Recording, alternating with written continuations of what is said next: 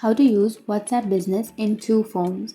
So if you want to use your WhatsApp Business in two phones, then first you need to open up your WhatsApp Business application.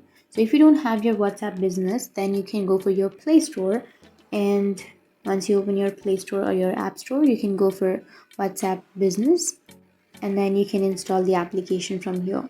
And once you install the application, you will have open button on the right side. You can tap on the open button and you can log into your account.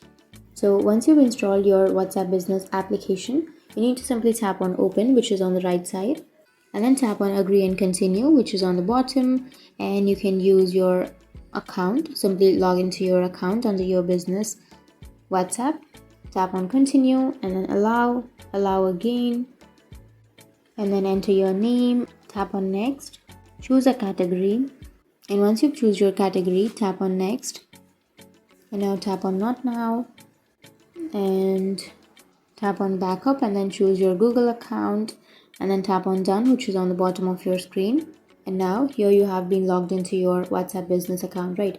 So once you've logged into your WhatsApp Business account, now what you can do is simply go for the upper right of your screen and tap on the three dots icon, and then you can simply go for linked devices.